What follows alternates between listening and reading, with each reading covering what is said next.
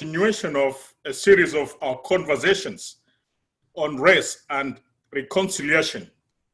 And this morning, we are privileged to host three very important personalities whom I'll be introducing shortly, but I have to mention a few things just before that. And so my name is Joab Esamwata.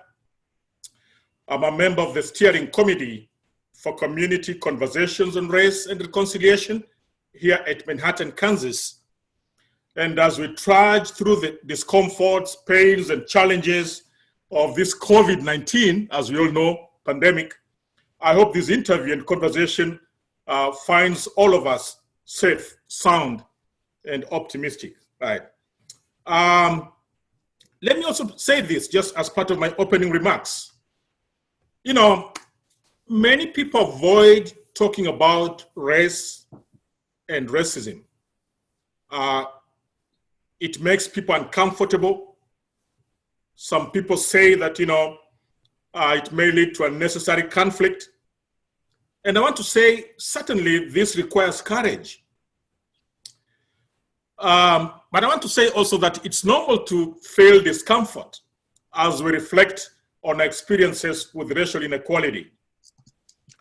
I am persuaded, however, that the more we practice and engage in this kind of conversations, the more meaningful these conversations become for the good of our society.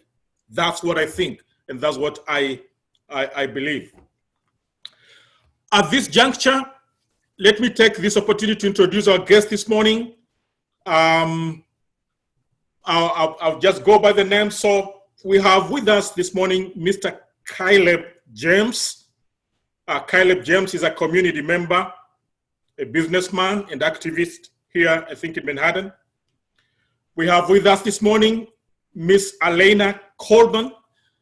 Alayna is actually a colleague at K-State in the sociology program, but her emphasis is on criminal justice. And I'm happy to have Alayna with us this morning. Also this morning, we have with us Mr. Dennis Butler. Mr. Dennis Butler is the director of the Riley County Police Department. And I'm happy to have you with us this morning, sir. And so, welcome, ladies and gentlemen, and thank you for finding time to come and share your thoughts with us.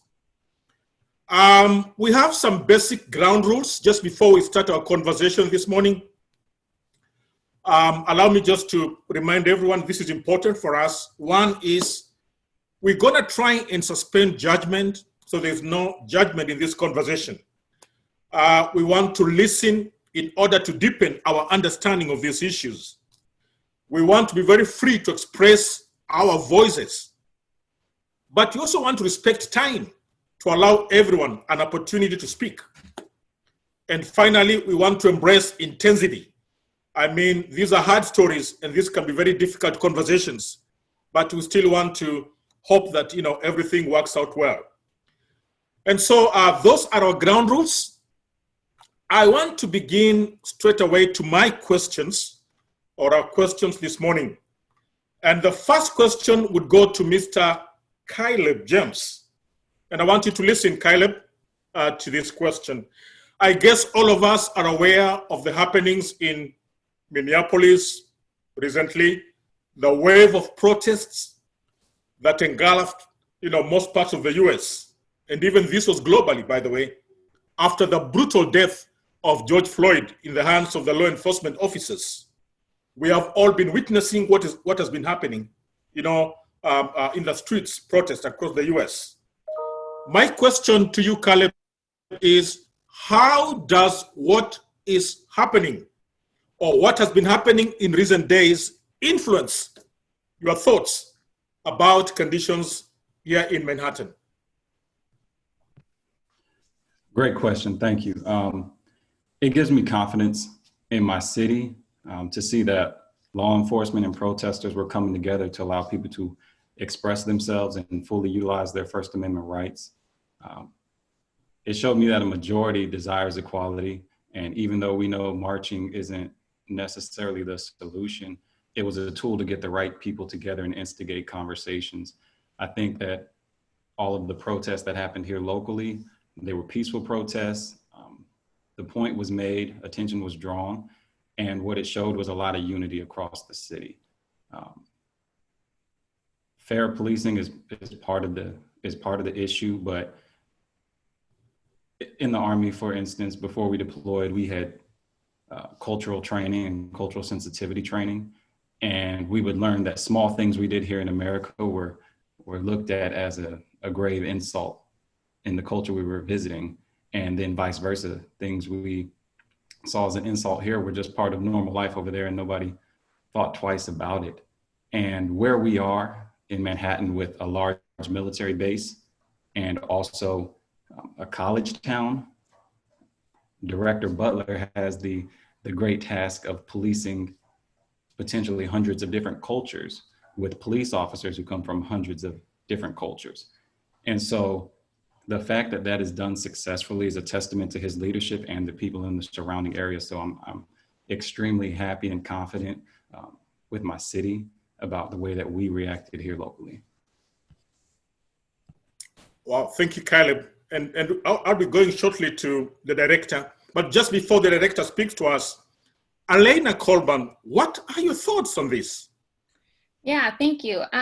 So I think, to echo Kaleb here, we haven't bared witness to the same shocking instances of police brutality, and that all of our protests have remained really peaceful. And I've, thought that being there myself, that the police have provided great support. Seeing photos and being there personally, it's great to see law enforcement side by side with members of our community who want to see the same changes that they do.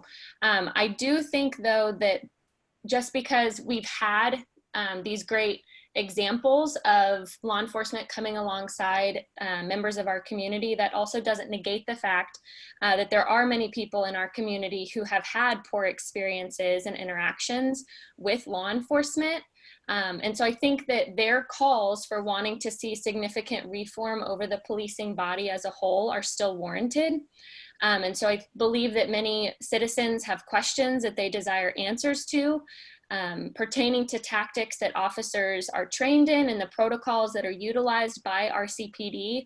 I've read the statements by Director Butler, and I think it's great that you are trying to be transparent and that you don't teach those tactics. But I think that members of the community would still like to just know more about how you train your officers. And just a key point to focus on the fact that this is a transient community. We do have a lot of people who come and go based off of the military base, and also the fact that this is a university community. I've brought this up before, but I think it would be great to see more diversity on the police force.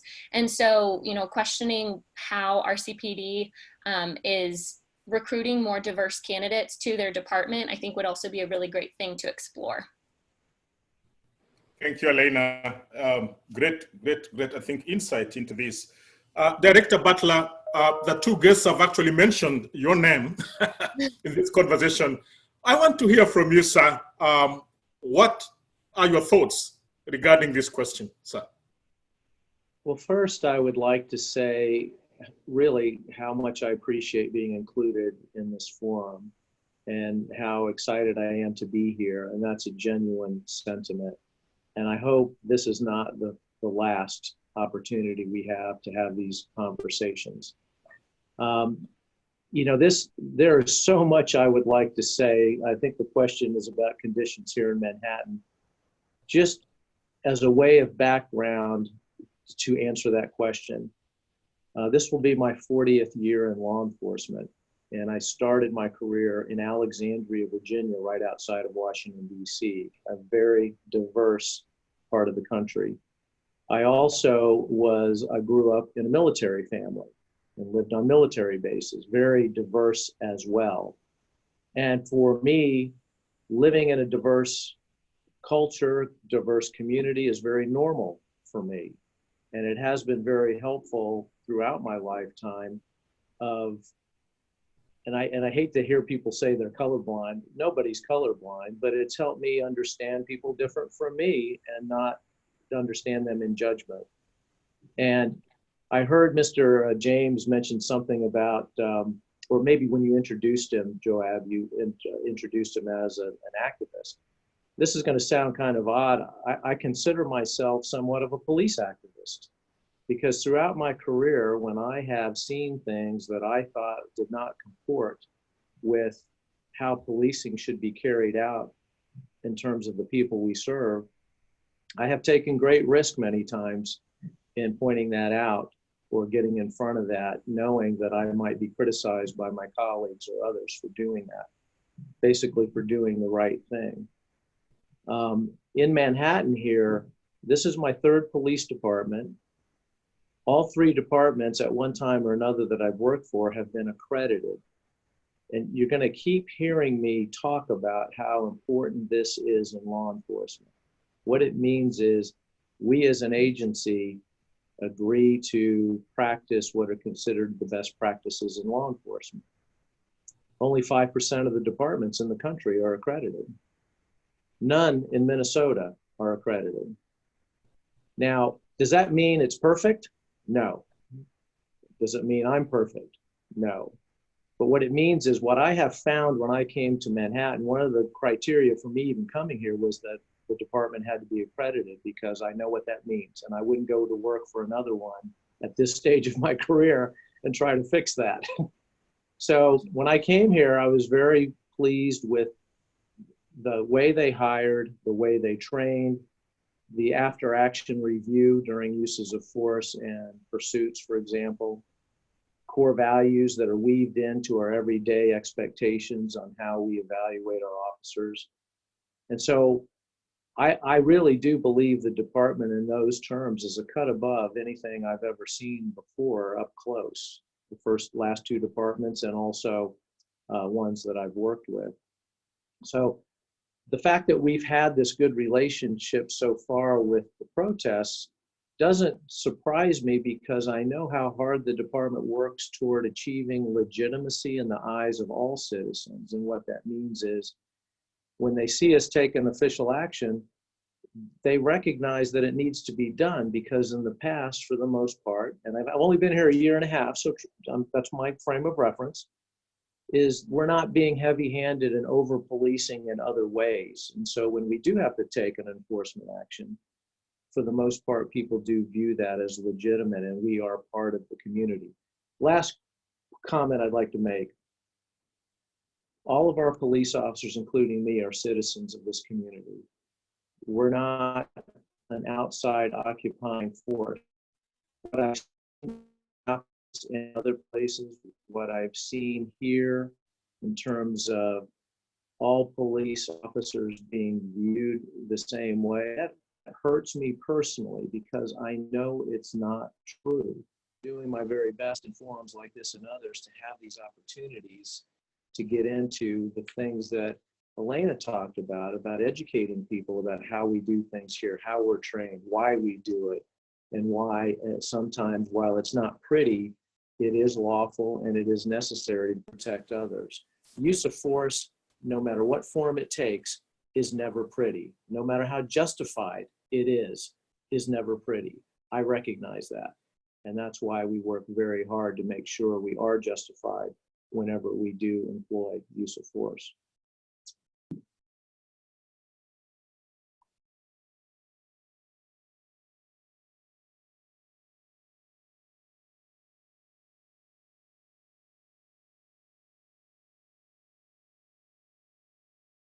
Your mute button is on, Joab. We didn't. Sorry about that. Thank you. Sorry about that. Thank you so much, Director Butler. And listening to you, I get the impression that, the picture in Manhattan looks much better, as it were. And thank you for the great job you're doing. I mean, listening to your comments. I'll move to the second question this morning. And Alayna, you'll be the first one to take on this question here. I want to say, as alluded in my opening remarks, I said discussions about race and racism can be very uncomfortable. Alayna, my question to you is, what is the hardest part of talking about race? And what would be the easiest part for you? Please explain. Yes. So I would say that the hardest and the easiest part in talking about race is that it is difficult to talk about lived experience, and also trying to understand where people are coming from who may not look like you, talk like you, act like you, and think like you. And so I'm going to answer the first question first.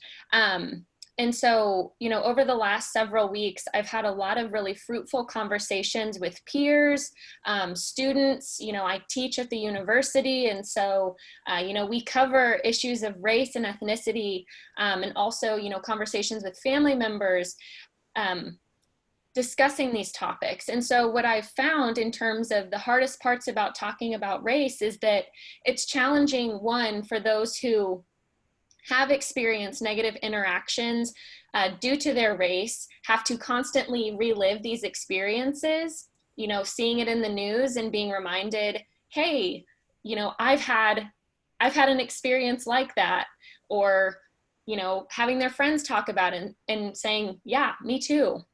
Secondly, the hours of unpaid labor that goes into educating others about their experiences in regards to race, when a white person on their timeline asks, well, what can I do to help?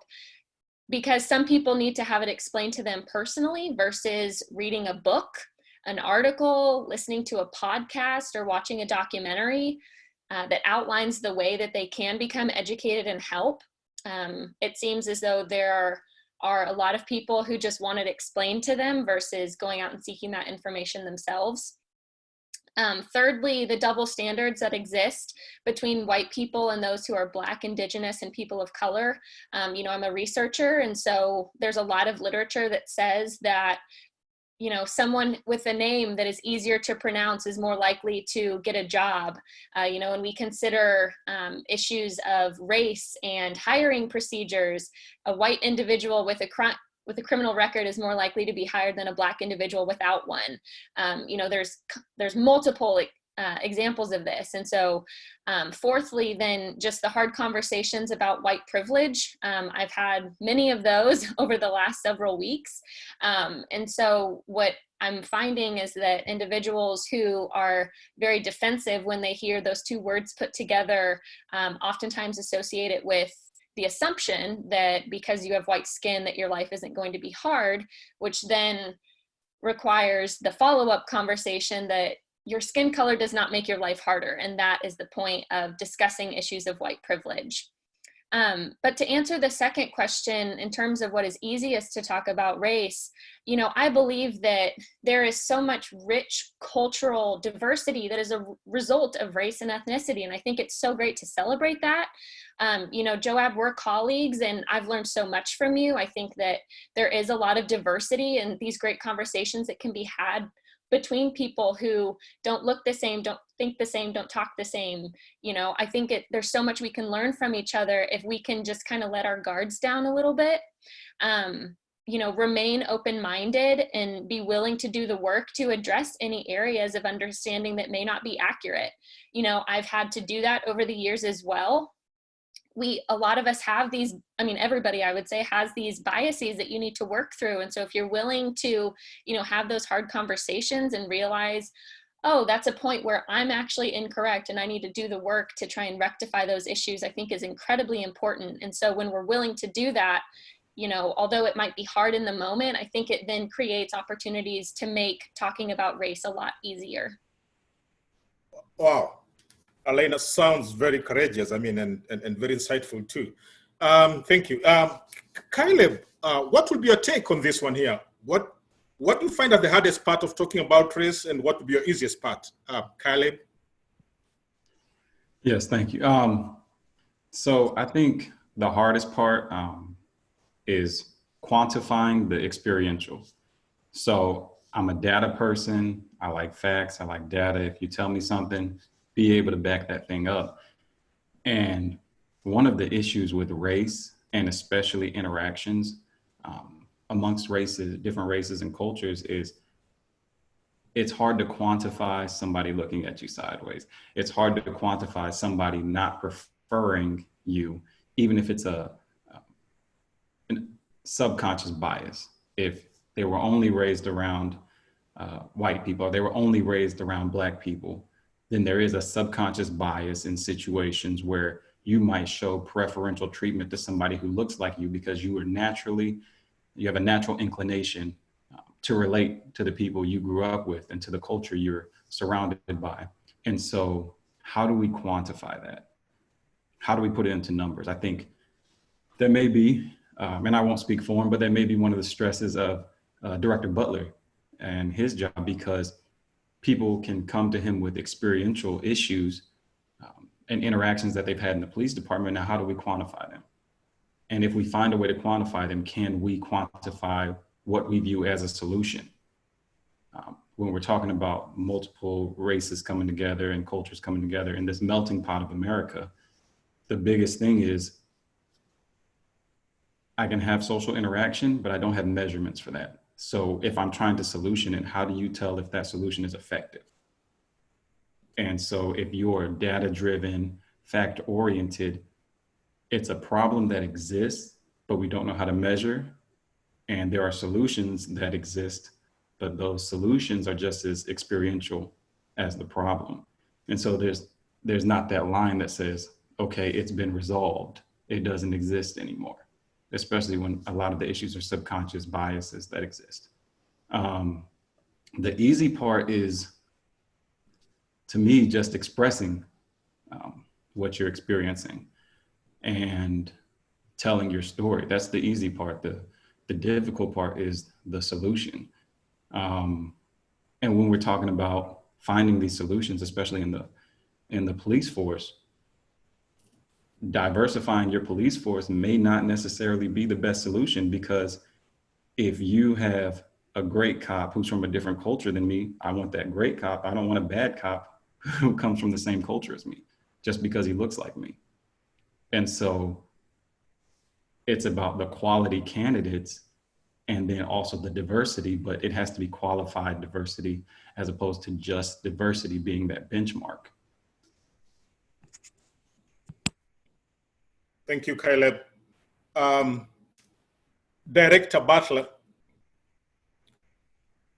Kaleb seems to have emphasized on one key thing. If I listen to you carefully, I mean, you talked about finding the solution. Seems to be the main important thing that we need to think about. Director Butler, same question to you. What is the hardest part? What would be the easiest part? Start.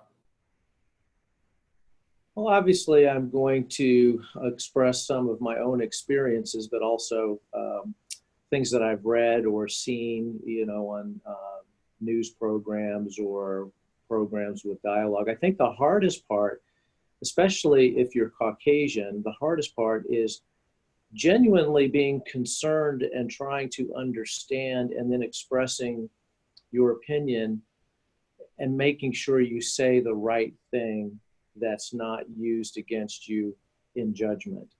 I seem to see a lot of folks that will say something that's a heartfelt concern, and I don't think they're trying to be critical of other concerns, and then it's automatically, or in many cases, used in a way that puts them on the defensive, and it really stifles the conversation.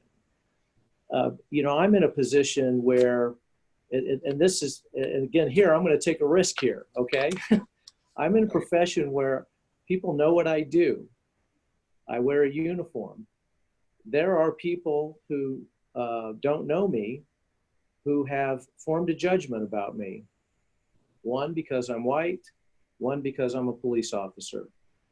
And I'll just say something that's been said to me many times over the course of my career. When I have gotten into a new social situation and met people and interacted with them, people I don't know, I don't normally bring up that I'm a police officer.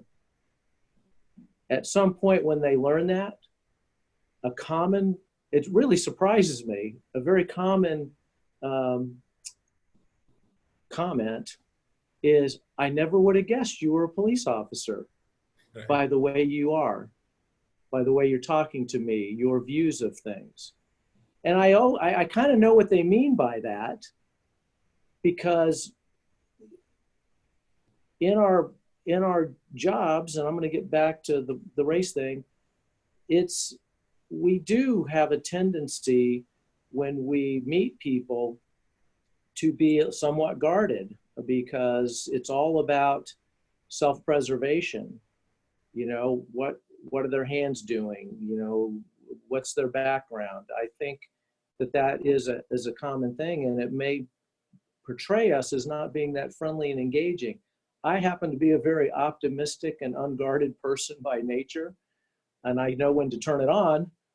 But I think those comments are driven by people because I'm a friendly person. I will talk to anybody. I will say hello to anybody. I'll have a conversation with anybody.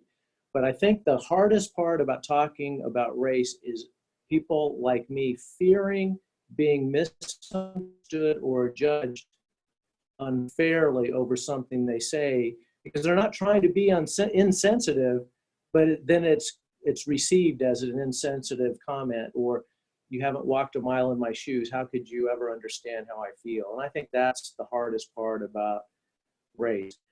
I've been very fortunate that I know people that I've been able to have those long conversations with. Many times I've taught the non-biased policing training to my own officers. And I've had a gentleman that I've known since I moved to Kansas assist me with that. And I got a chance to learn about his childhood growing up in southern Georgia in a segregated community. And it's so beneficial to me to hear that firsthand experience, and not in an angry, judgmental, or revengeful way. It was very matter of fact about this is how it was, and how he's raising his own children now, who are all adults, by the way. That I can't tell you how helpful that is for me to understand that experience. The last thing on the hard part is when I train my own officers personally, I explain to them, and this goes back to what Kaleb said, we have so many people coming to our community who've grown up elsewhere, either in the military or school. And I tell them they've had experiences with other police departments in many cases, not here. And they have formed judgments about policing because of those experiences. So when someone is uncooperative or accuses you of being racist just because you stop them and talk to them, understand that basis of that belief isn't always formed here. Be open to that possibility that it didn't happen here, and try to be professional and engaging, and have a servant's attitude about how you're interacting with them. The easiest part about talking about race, I think, is when you do have folks that are willing to be vulnerable about the topic and allow you to speak from the heart. And if there's something that they feel like you're missing, they can try to help you understand it better, so you don't get yourself in a jam with the next person you're talking to, when you really do have a legitimate desire to try to understand where they're coming from. I do consider myself mostly unguarded and vulnerable in that respect. And I've had people correct me about things I've said or attitudes, not intentionally racist things, but trying to understand their experiences in a way that I can never understand because I haven't lived that. So I think the easiest part is if you're the kind of person that's willing to have the discussion. To me, that's the easiest part. I'm glad to get invited to things like this. I'm not worried. I'm not feeling like I'm going to get thrown under the bus or made an example of. To me, that's the easy part. Not everybody views it that way. Thank you. Thank you so much, Director Butler. I mean, especially for talking about being vulnerable, being transparent, and for the three of you actually, being very transparent and honest about your experiences. Thank you so much. Now, we'll then want to change gears and move on to our third question. And I want to say, I'm certain that we all look forward to a better Manhattan, a better society. We are all looking forward to having a society where people can live peacefully and harmoniously and, just being together in that sense. And so my question is, what changes do you believe need to happen in Manhattan? This question goes to Kaleb. What changes do you believe need to happen in Manhattan? What role do you see yourself or the organization playing in making these changes, Kaleb? Well, one of the changes I think needs to happen is I think these conversations need to happen, but they need to happen more frequently, and it shouldn't take that natural or that I want to call it a disaster, but something as horrific as that murder that's broadcasted, an 8-minute murder being broadcasted across the nation. It shouldn't take that to get this conversation going. And I think that's the root and that's the base of what needs to change. More of these conversations, more involvement from community members. If you put out that you have a desire to see these things as a community, to see your leaders come together, to see the law board sit down and have this frank discussion, and the community wants to see that and see how their leaders are reacting to these things, those are the changes that need to happen. We need to demand more of our leaders, demand more action from them, demand more transparency, conversation, demand that they respond to things that affect us, even especially the minority community, when a lot of times your leadership doesn't look like you, it doesn't reflect your culture or who you are. You still deserve the same representation as the majority culture in that society.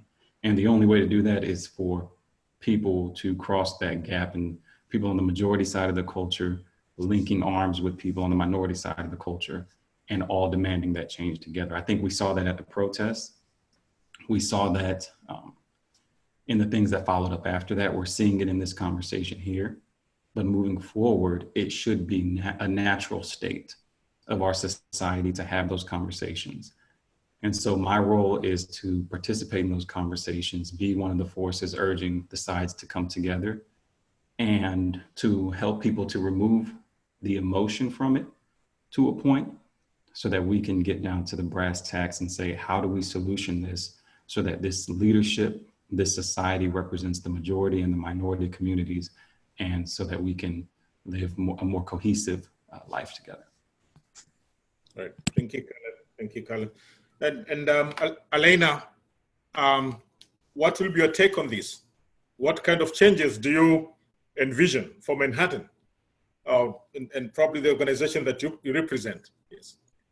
Yeah, so I really agree with Mr. James here, echoing a lot of my same thoughts. I think conversations like this are a really great place to start. I would like to see them occur on a much larger scale as well. Of course, we're a little bit limited right now due to, COVID and not being able to gather in the same way that we probably would have otherwise. But I agree, I would like to see changes within some leadership in our community. I, as a graduate student, I represent more of like a younger cohort, and I would like to see more involvement within positions of leadership in our community. I think that, our perspective is really important, but when we see that leadership in our community within the law board and other areas, it's oftentimes individuals who are much older than we are. And so, that's not a dig at anybody, don't get me wrong, but just in general, I would like to see those perspectives just given more opportunity to speak and have their voices heard. I'd also, my big focus is in criminal justice and criminology in general. And so, I would like to see some changes with that, or, just having more conversations. I'm involved in the Coalition for Equal Justice. And as part of that, I was selected to be a part of a fair and impartial policing working group, which I'm thrilled about. And so, we are seeking to kind of come face to face with members of RCPD to have, hard conversations. I have a very academic background in areas of policing and criminal justice, but at the same time, I don't have the same lived experience of being an officer. And so, I'd like to learn some things from RCPD, but I would also hope that they would be willing to hear me out too, just based off of my knowledge and academic expertise in areas such as, like I said, policing and criminal justice. I think that when, as I think has been said already, when we're willing to kind of let our guards down a little bit and have frank conversations and not come with it with feelings of judgment or, feeling like, oh, you can't tell me something about that because you haven't been in my shoes. I think if we're willing to just have these honest conversations, I think there can be some great strides.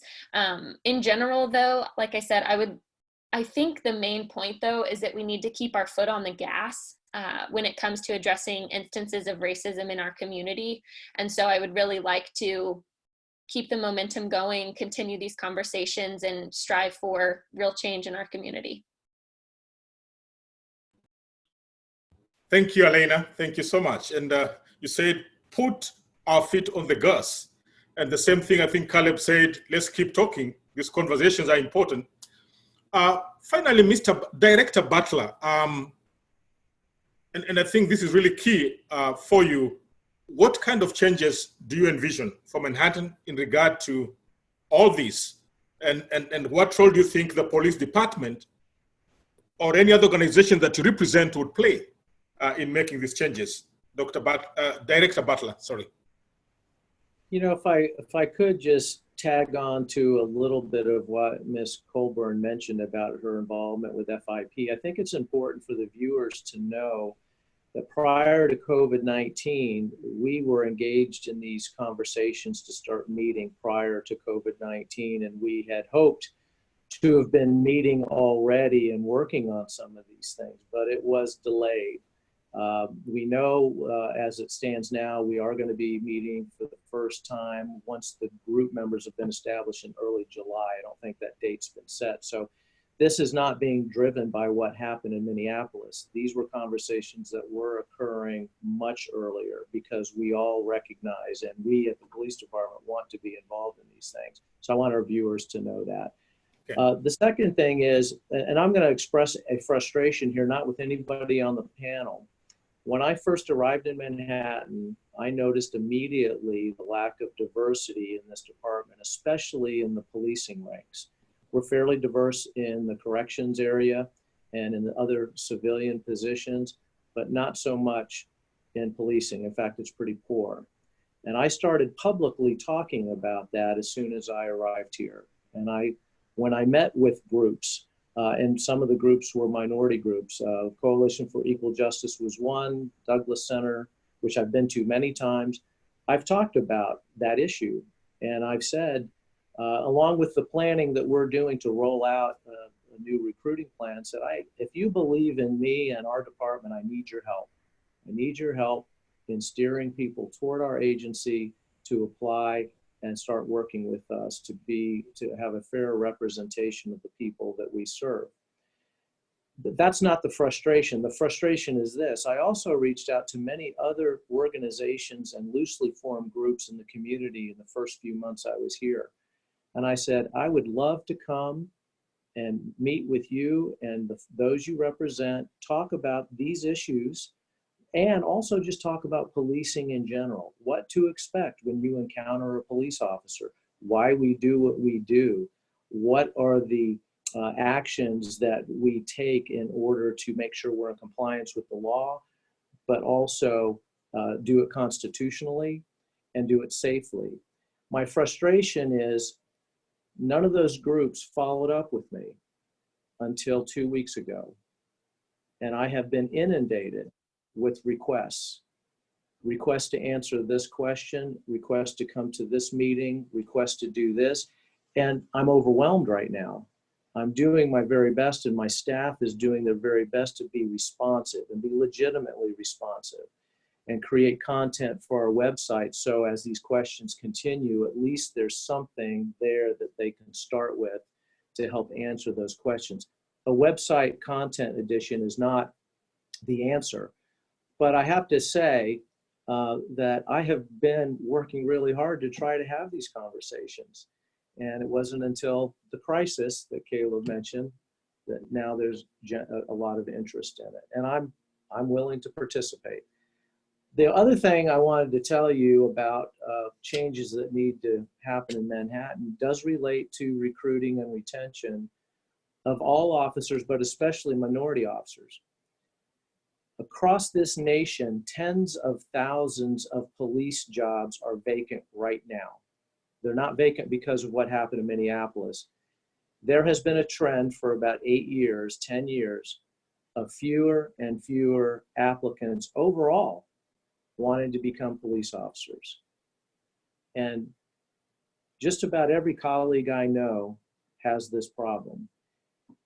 When I saw what happened in Minneapolis and what I saw happen in Glenn County, Georgia with Ahmaud Arbery, and the list goes on, every time I see that, first of all, it's horrible to see when you're a police officer to see policing carried out that way. Now the nation throws us all into the same tub of dirty water and throws us all out as a collective corrupt group. That is so disheartening to me.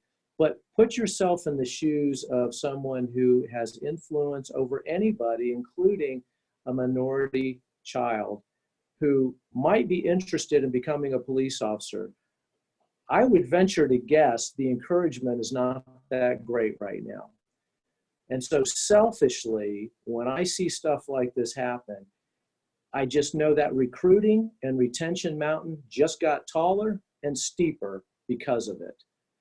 And I am doing my very best to try to have conversations like this to encourage people, listen, if you really believe there is a problem, be part of the solution.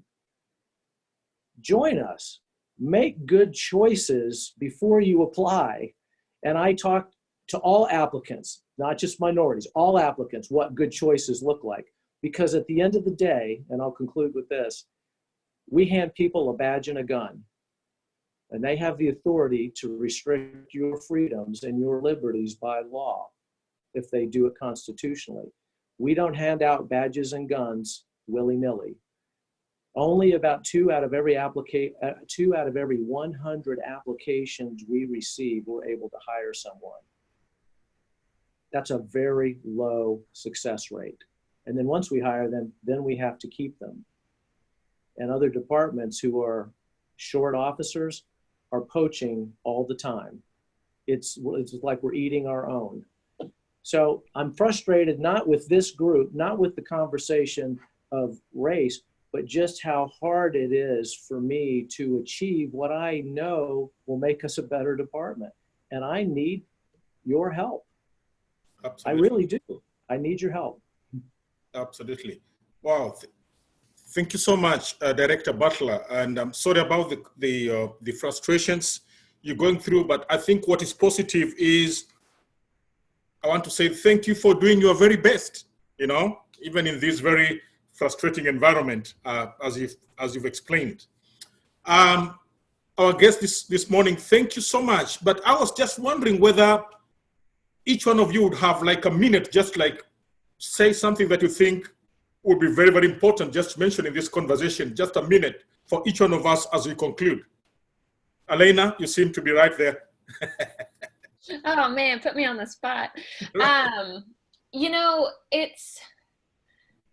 This is a tough time. I've had conversations with Director Butler before.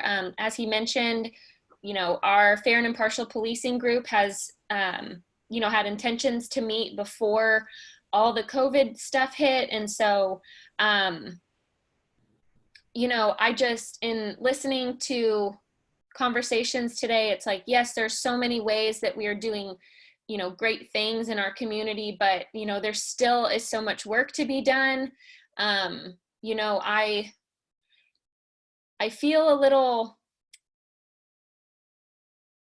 frustrated at times just listening to concerns with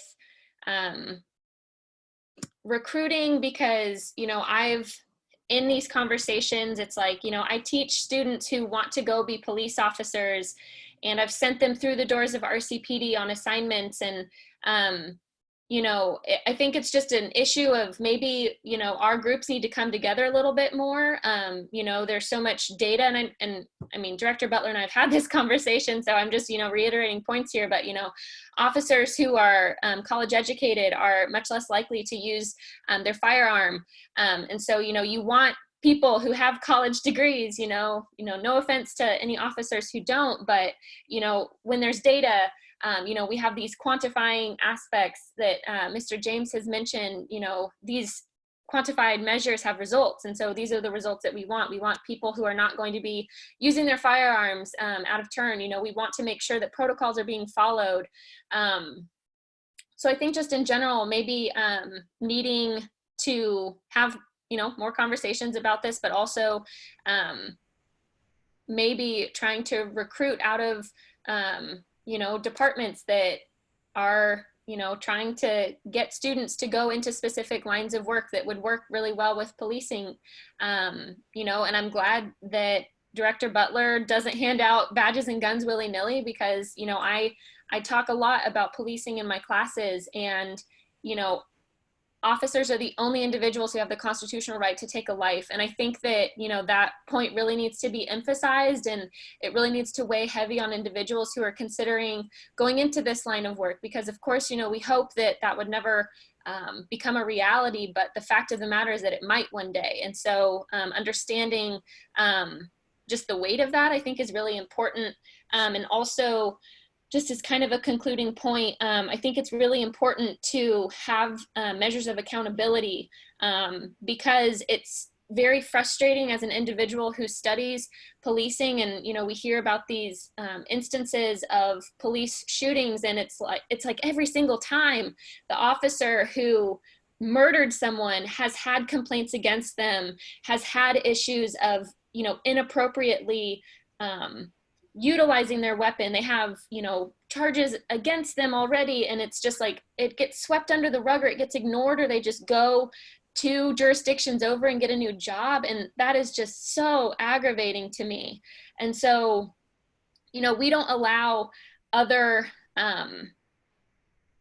you know, individuals in our community, like doctors and lawyers and nurses and teachers, like if you are really bad at your job and you get fired for it, or you get a complaint against you, you don't get to get that job in another place. You're done. And so I think we need to also have those same standards for the individuals who can legally take a life. And so, you know, again, I'm glad that we're not seeing those issues in Manhattan in the same way that we are in Georgia and Minneapolis and, you know, Ferguson and all these other places. But I think, again, this is where we really need to keep our foot on the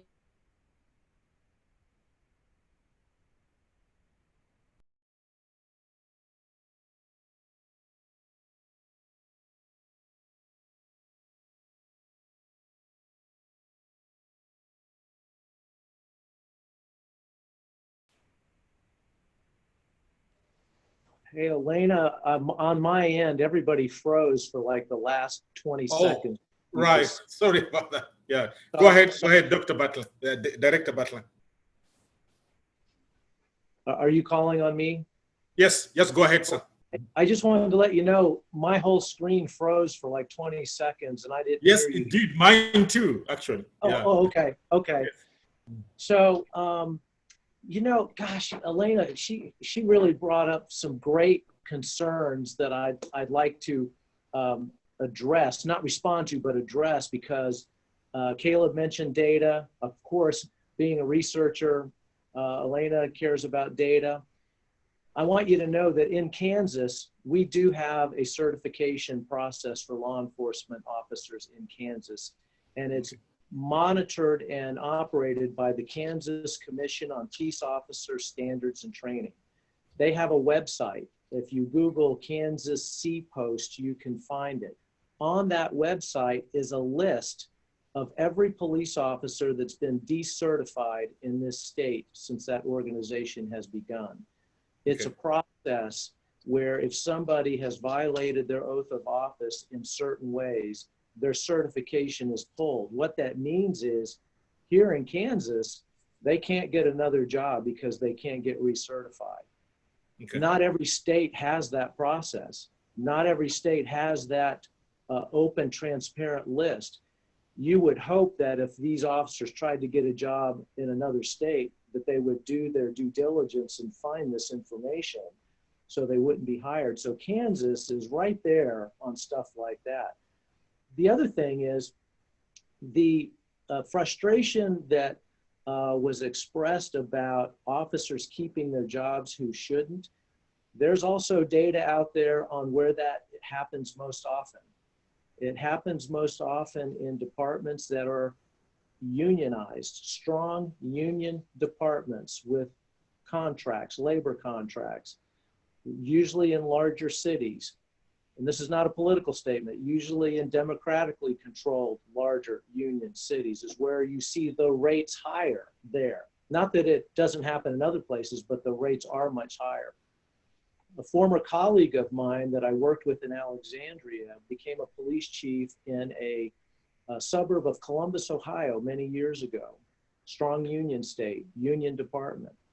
He was going to go for 5 years. He signed a 5-year contract. He left after 3, and he and I stayed in touch. And I asked him, why did you leave? And he took a job in another state to be a chief.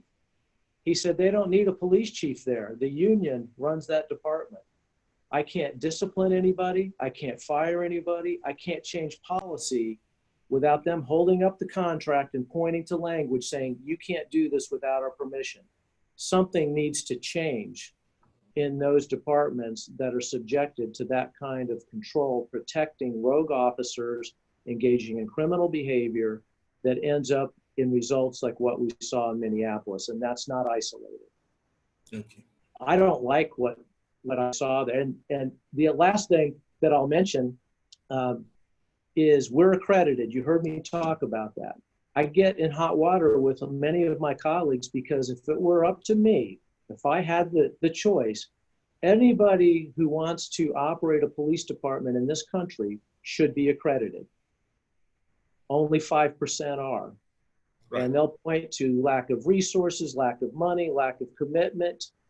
And all those things to me are weak excuses. When I came to Kansas, the department I took over was not accredited. Right now it is. It's the smallest and most rural department in the state of Kansas that's accredited. It can be done in a small, not greatly funded department in a rural area that's not, that some would view a certain way, is now accredited. Those standards are critically important for all of policing to adhere to. But when you have 18,000 law enforcement agencies in the country, you're going to have different leadership, different standards, different state laws that don't allow that to happen. Absolutely. So I want to continue these kinds of discussions. I want to have the opportunity to reach out to more people, more organizations, and talk about policing in Riley County and how it's done. And I think moving forward, that can only be positive. Absolutely. Thank you so much, really. Kaleb, lastly, just a minute. Kaleb, just 1 minute for you. Yes. Thank you. I'll echo a lot of the sentiments that were already stated. Ms. Colburn and Director Butler. Diversity. Kaleb. Can you hear me? Yes, I can hear you now. Okay. Diversity is definitely important on the police force. I would like to see more veterans on the police force, and whether that's through federal subsidies that give veterans an extra $3, $5 an hour to join the police force, combined with their regular pay, however that shapes out. I think there's a huge veteran group that would be great to fill those roles as police officers, especially with the experience and the cultural diversity training that a lot of us already go through. And so that's just one thing. To me, I'd want to emphasize that we have to continue this conversation. We have to keep pushing this forward. I want to see more diversity in leadership across the board, elected leaders, selected leaders, diversity on the boards, whether it be the law board or any other appointee from county commission to city commission, any boards that are formed. I want to see the diversity. I don't want people just picked because they are black or brown people, but because they're qualified as well as black or brown. I want to see the diversity of thought, the diversity of culture, the diversity of background.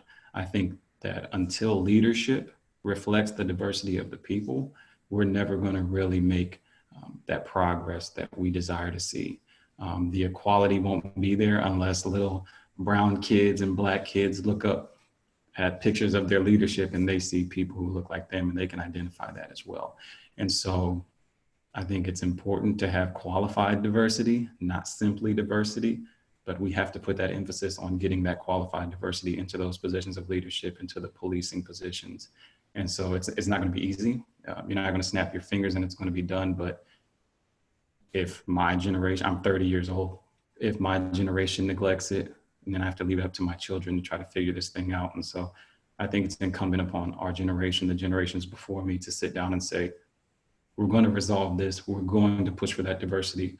We're going to push to make sure that our leaders are qualified to lead multiple cultures, not just their own, and relate to people who may not have even wanted to vote for them or desired to vote for them ever, but to have that same respect for the people who voted for them as they do the people who didn't vote for them. Right, thank you so much. And so I would say in concluding that, thank you so much, really, for finding time to come and of course, being there to share your thoughts with us. We really appreciate your time.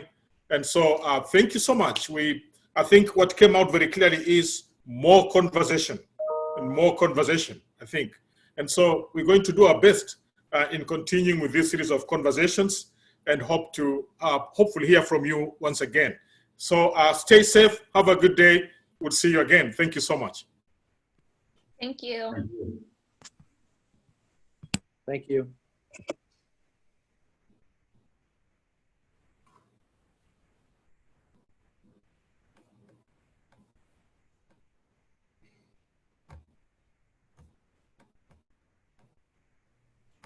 Hey there.